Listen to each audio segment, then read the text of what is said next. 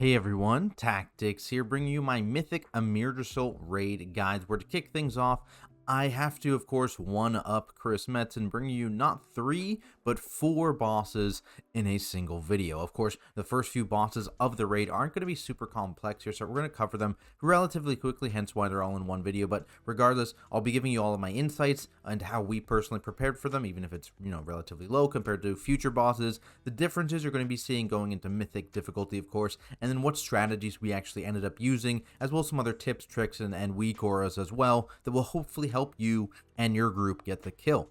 In the future, I'll be putting out individual boss guides for Mythic Nimue and beyond, so if that does interest you, be sure to subscribe to the channel and click on that notification bell so you know when those get posted. Note, before getting into it, I am going to assume here you have some prior knowledge on the normal and heroic mechanics, as I'll be focusing here on what Mythic adds and kind of how it adjusts your strategy, and I'm also going to be linking the full kill VODs here to each boss from our very first kill of them in the description as well, if you want to take a look at those. Otherwise, let's get started here. First boss, Gnarlroot, and not a lot has really changed here. You're going to notice there's some little group things here in our ERT note, or MRT note rather, and we have markers on the ground. Essentially, the whole goal there is just a loose spread for the intermission specifically. So group 1 is going to loosely spread towards Starish. Group 2 is going to loosely spread towards Circle. Group 3, Diamond. Group 4, Triangle here. And that's just to make sure we have decent coverage to get out of the intermission quickly. It's not really super important, but it's not hard to do either.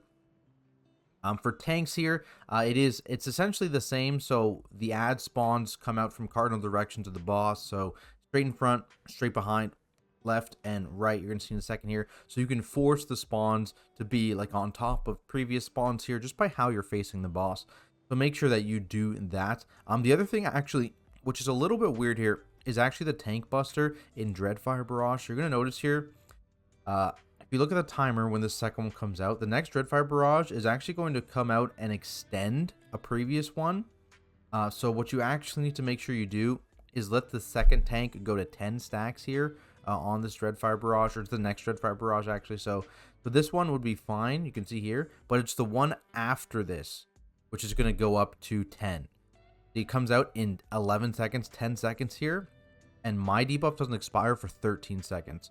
So at this point, one tank needs to go up to 10 stacks essentially, or what could have happened instead is I could have gone up to 10 stacks on the previous one, and then the other tank could have taken it and gone up to 5 stacks on this next one. So just note, a little bit weird here. You just need to make sure one tank goes up to 10 stacks, either the second tank getting it or the first tank again, but on their second taunt off. So just be aware of that. A little bit weird with the timings here on the tank buster. You're going to get your stacks refreshed at some point, meaning that tank is going to be excuse me, in a decent bit of danger because of this overlap here. I'm getting 10 stacks and there's a bunch of ads out, so be aware that Shadow Flame damage from the ads can be very, very scary if you are the 10 stack tank. Other than that, there's not really a ton to talk about. This boss is essentially the same here. Get the ads in. Honestly, AoE the ads when they're up. It's not really a big deal. Just AoE them down, get them down ASAP. No need to like hold them up for funnel or prio boss damage or anything like that. There's a massive damage amp anyways, which you're saving Bloodlust for and Pots for. And that's at about 2 minutes in the fight time here where it's going to happen. So, of course, intermission's at 1:30. Do a loose spread. I think our markers are slightly rotated wrong as well. But again, everyone knows here kind of generally where they're going. I'm in group 1, so I'm going to move towards the star marker a little bit. Get a soak, kind of do that stuff. And then, you get to the damage amp here in a second. Again, making sure we get soaks. Also, ignore this weak aura in the middle of my screen. You can tell this is our first pull of the boss, and my weak aura just ended up in the middle of my screen somehow. So it gets fixed for the next bosses, but yeah, it was not ideal for sure. We were the damage here too if you're going with big stacks. Like I had 15 there. Not sure how I got to 15, but you're going to be taking a lot of damage in this phase if you have a bunch of Shadow Flame stacks as the tank. So be aware. Lust, Pots, all CDs. Oh, not all CDs, but it lines up with 2 minutes, so that kind of thing. And the boss just kind of gets nuked here, so not too much to talk about with Gnarlroot. Very, very similar to the heroic version, just with more damage and the mythic ads, which I guess, actually, no, I haven't talked about the mythic ads at all, so probably should do that. So it's these Trents, basically, and you really don't notice them. Basically, they give a debuff to someone here. Flaming Sap goes out, and you're going to see two people get these circles on them. Just move them out. And they have a kick and Blazing Pollen. They die so fast, you barely even notice it. So, get out if you get the circles, kick the interrupt, and that's the boss. That is the mythic mechanic of this boss. So, not very hard at all, and you don't really notice it with all the other lashers going around. Moving on, though, let's go to Igira here. So, some pre-assignments here is going to be soaks for the intermission phase again, because you're going to want to have to deal with two mechanics now instead of one on Mythic. So basically the one you soak is the one you don't have to deal with. And so what we opted to do is we're going to soak the star marker here first, and that's going to give us healing absorbs and the leap. Then we're going to soak this right side next. That's going to give us the tank soaks and the leap. And then at the end, we're going to soak the back middle here. And that's going to give us the healing absorbs and the tank soak, which is, in my opinion, the hardest to overlap, which is why we do it last. Because with our gear level here, and I think we were like mid 460s as our average eye level or something like that, we killed the boss before anything happened in that third soak phase here with the healing absorbs and the tank soak, which basically means like as people get higher and higher gear, you're pretty much always going to be skipping that final soak. So if you save that one for last, you can usually avoid it entirely, which is good. In terms of who's soaking, you do need to make sure you have 3 even groups here. Notably though, tanks can be part of every soak because they're not too worried about the damage intake. So that means you can put 6 people in each group plus the 2 tanks. You can have 8 people soaking every time. And you can see here, melee were somewhat grouped. I'll rewind a little bit. As you can see, they kind of group up together and rotate around the boss to make dodging the swirlies a little bit easier here. Just rotating around together, rotating around together. Leaves them a lot of open space. And notably as well, melee are our final soak if you look here. Because again, this boss is fully hittable during the intermission. So melee get to have uptime here if they aren't forced to soak at the back of the room. In terms of spear stuff, let's go into that in this phase. So there's a couple different strats with spears. So you can do the, just kind of spread them all out around the boss and have the 6 spears just, be slightly overlapping but not stacked on top of each other. What we do is we do the 3 points. So we have the 3 markers here and we just put 2 people on top of each marker. We YOLO'd this, but there is a weak aura I'm linking in the description. That is the Northern Sky weak aura. They make some fantastic, Relo, make some fantastic weak auras. Love them. He has assignments for a bunch of the bosses here, including spear assignments as to what we're doing, where it'll assign people to like left, right, or ranged kind of deal to stack with their spear. So that is something you can use. We didn't here, but you can use that if you want to. But also, it's not a big deal. You can just keep the spears not stacked. And just, loosely spread them like some teams do, like a diamond formation. And that's obviously safer to do because you're not taking a double spear hit, but it means that you are going to likely be killing the spears a little bit slower, which can be scary because they can overlap with other abilities. And that's why whenever spears are down, they're always going to be your damage prio, always be hitting those spears.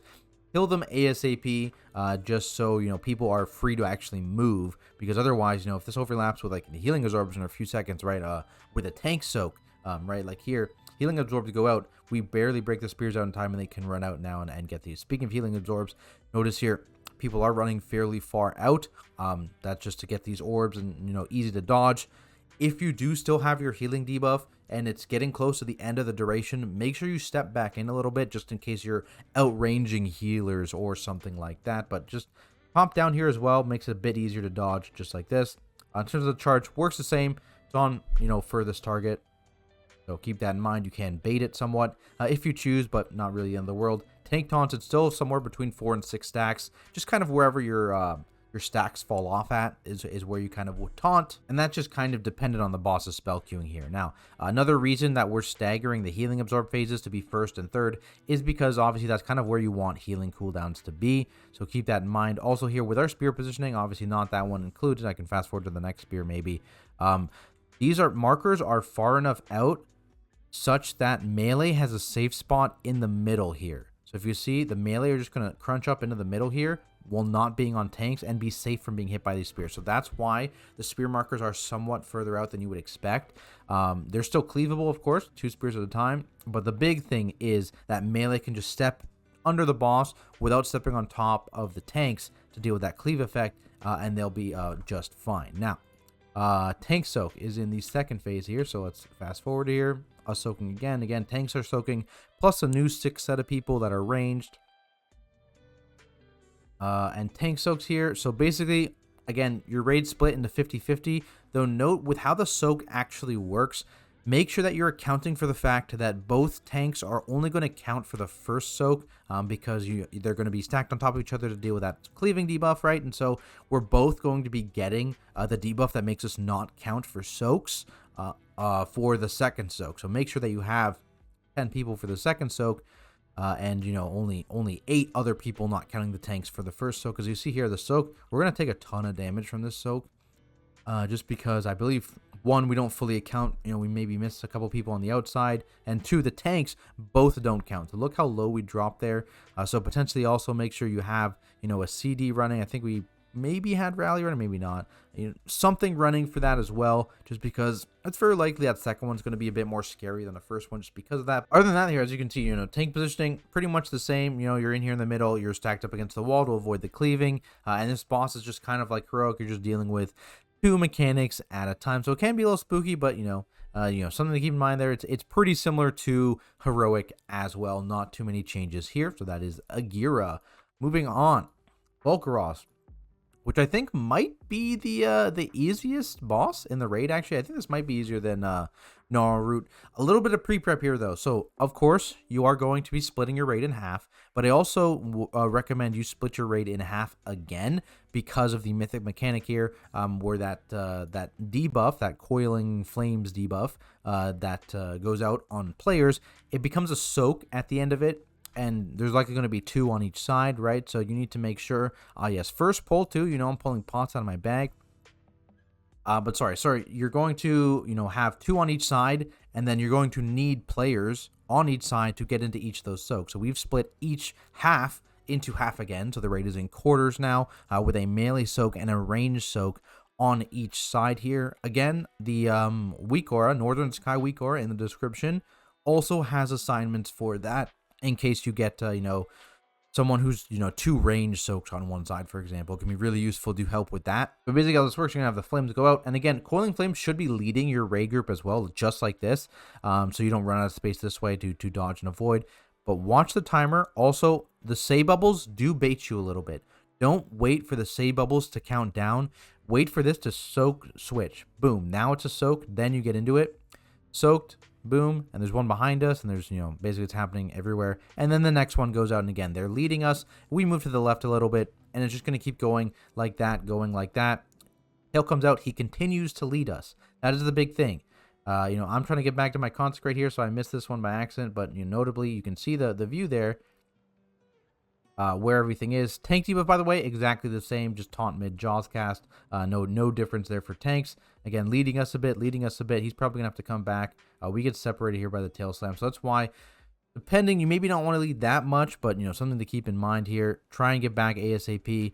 Also, maybe try and move back a little bit if you can here, when the actual soak is happening, and just make sure when the tail swipe comes out, because that overlap does happen a fair bit. It happens maybe every phase as well, for one of the soaks. Just make sure you guys are dodging in the same direction to avoid that tail swipe, and then make sure, of course, everyone is getting in this fire so you don't run out of space too quickly here. I believe it's like a 5-minute-ish fight here overall, so keep that in mind. Of course, lusting on pull here. And soak is available. All dodging into the soak. Oh, we can immune the soak. So, okay, immunes. Let's talk about immunes real quick. So you can immune those soaks. However, there's currently a weird bug where certain immunes make you die on the next soak. So for whatever reason, Ice Block and Bubble from Paladins do not work. You basically will still have the debuff, and then you'll just die if you soak again on the next one. Whereas Cloak and Turtle do work for some reason. So I don't know why. I don't make the rules. Weird bug. You can immune soak that thing there, but if you're a paladin or if you're a mage, rather, just beware. You can just die to the next one if you also soak the next one. So you have to kind of not soak the next one for some reason. It's weird. I don't know why it works that way, but that is how it works. So keep that in mind. Again, just watching the say bubbles will 100% bait you. If you're personaling here, the best personal is, of course, during the flames debuff here. Just make sure your personal lasts long enough that it lasts for this last tick, right? Because the tick is the most dangerous thing, the last tick. Keep that in mind. Bubbling here, big, and then we're just gonna keep rotating around the room, repeating like that. It's really just the same again. Kind of a similar pattern here for these bosses.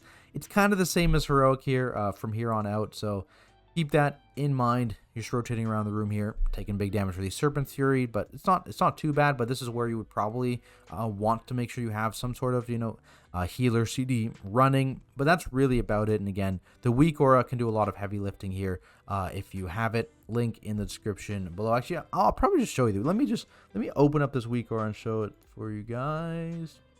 All right, here it is. So basically, it has assignments for a bunch of things, like I said, Igira Spear, Volcoross Soaking, Council Charges as well, which I'll talk about in a second here, and also for future bosses, Nimue for the ad assignments, Laradar for orb assignments. So does a lot of stuff here, so check this out for sure. It's going to be linked in the description below if you guys want it, but very, very useful. Very, very useful. So for sure, check that one out. But let's go to Council now. Definitely the hardest of the first 4 bosses, I would say, so go to this one fourth. But the weird thing on this boss fight, I guess, is there is literally no DPS check on this fight. You just need to do mechanics and live. If you do that, the boss will die.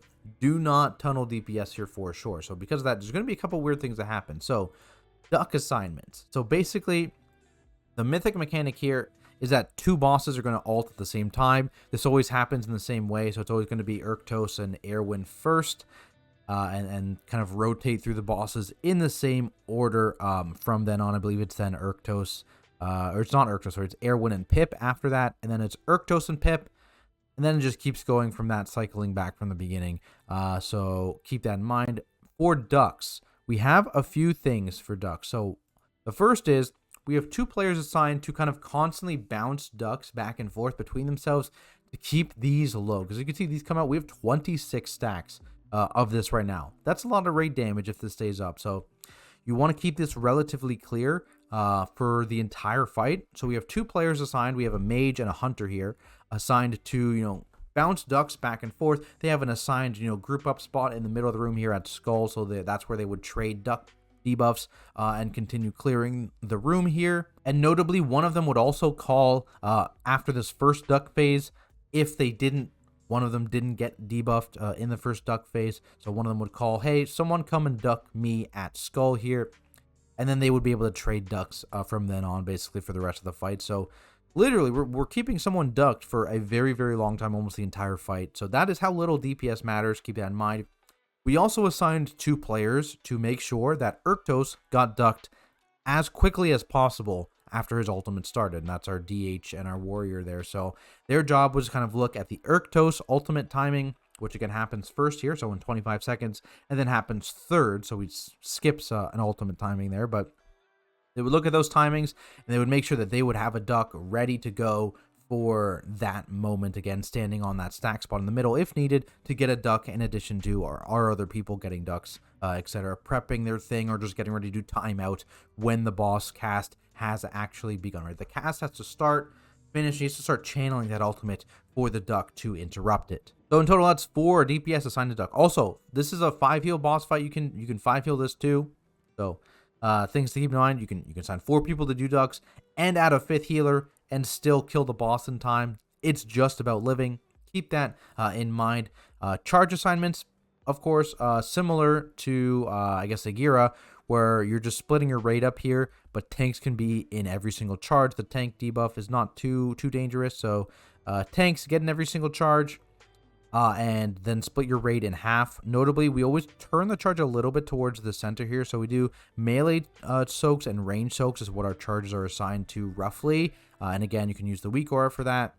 And basically for melee soaks, we want to run it through this area a little bit, and range soaks as well, just so people have an easier time just getting in the line here. And so this one, you see, I think we lost one of our duck people. Yeah, so this one got a little bit late duck because we lost one of our duck people, but that could happen way sooner. And then immediately charging through Airwind here as soon as it's up, and making sure soak groups are alternating here every single time, basically. And again, that weak aura makes it very, very easy for you to remember because it just pops up on your screen when it's your turn to soak. From here on out, though, we're just trying to cleave as much as we can, bringing the bear over. You're going to notice us throw down a mark here very soon. And that mark is basically designed so that we always, always, always keep that puddle alive. And, you know, you may accidentally soak it and you may need to move that marker. But basically the whole goal here after this first series of events is you find a puddle, and that is your puddle for the rest of the fight. And the reason for that is for the Pip ultimate, right? The Pip ultimate, you need to step into a puddle to soak it. Meanwhile, you have two people ducking constantly to clear every single puddle, and so they just need to know, hey, never clean this puddle. And anyone else who might get ducked by the mass polymorph, never clear that puddle. You always, always, always leave it up. If that means that there's no puddles for you to clear your duck, and you just need to wait for your duck to expire to come free, then you wait for your duck to expire. Again, DPS does not matter on this fight. You never want to clear your one designated puddle, so make sure it stays up. And what we're going to do here is we're going to tank relatively close to it when the ultimate starts to come up, because we need to both clear our stacks and charge towards Erwin, which means that you need to be close enough such that whoever is supposed to soak that charge can soak the charge and also be in range to clear their stack. So you can see it's coming up in just a few seconds here. Oh, this is where our thing got cleared, so we actually have to run across the room. So this is what happens. Don't clear your assigned one. We were positioned here to move right on top of green. We have to run across the room now just before it comes out. So luckily we had one available, so we move our mark, and this is now our safe one for the entire rest of the fight. Ults are going to come out now, so you're going to see this is the scary overlap. So we have the song debuff, so you now have time to get into this one puddle we have because we're right beside it, clear our stacks, and then get into the charge. I believe you can also do it in the other order if you can't quite do it. If you're supposed to soak this charge, you can get into this charge first and then get into a puddle too. So either will work there. Keep that in mind. But again, then we're maximizing cleave here. On pull, notably, we pull, and I recommend focusing Pip down on pull, just because Pip is the harder one to actually stay on top of because Pip blinks way more often. Note that. Keep that in mind about who you're cleaving. In general, though, you always want to be cleaving the non-bear target if you can, just because, you know, melee are going to be following around the bear, and if you're hitting the bear too much, it's just going to be way, way, way lower than the rest. So note that for sure here. Otherwise, just kind of about managing your actual damage across these bosses. You see right now, we're pretty even. We haven't been on Pip for a long time. In general, range tends to be on Pip a little bit more here. And melee will just follow Urktos around, so wherever Urktos is, melee is. But you will see, like, off the top here, we hard chunk Pip. Yeah, on initial, like, look how much lower Pip is, just because we know we're not going to get great cleave on Pip for a long time. Pip just blinked away, and that's kind of where range are going to hit him, but now melee are moving over to hit Erwin kind of deal. And so that's kind of why, you know, nuke Pip early. Don't worry about Pip's health, because Pip just stays away from the group forever. Moving back, sorry, let's get that other ultimate combo here, the Pip ultimate with Urktos going on here. Here it is.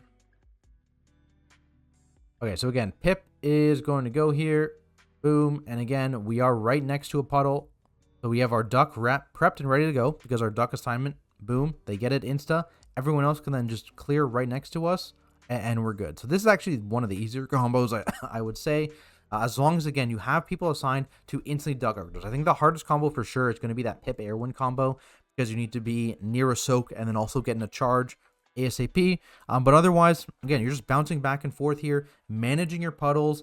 Make sure you never soak your one puddle that's designated, but make sure you clear as many other ones as you can. Have people assigned to duck Urktos ASAP to get rid of that rage damage, and make sure you can charge Erwin in time when it's that overlap specifically, and just stay on top of the boss health over the course of this fight. You'll see later on in the boss fight, I'm just going to pull Urktos, like, away. I think, yeah, like, near the end, we're just bouncing between Erwin and Pip, and we just pull Urktos off to the side because he's a bit lower, right? He's 5%, we got 10%, 7%. We just pull the boss away here. The other mythic mechanic, I believe, is these poison dispel puddles, like they're big AoE now. So just make sure when you get those, you do move out of the group here, and I can rewind actually and show this. It happens throughout the fight, basically, these poison spears AoEing.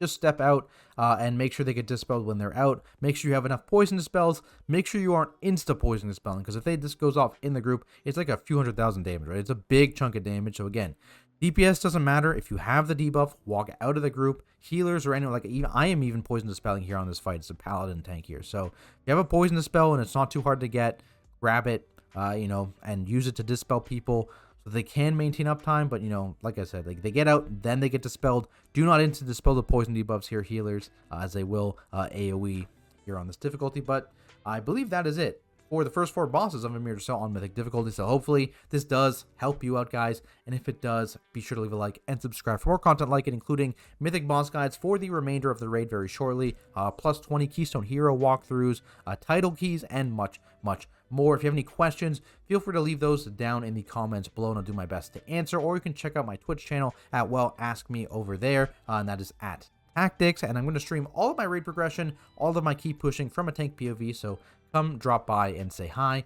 As always, a big shout out to all of my Patreon supporters. I could not do any of this without you. Otherwise, thanks everyone so much for watching, and I'll see you all in the next video.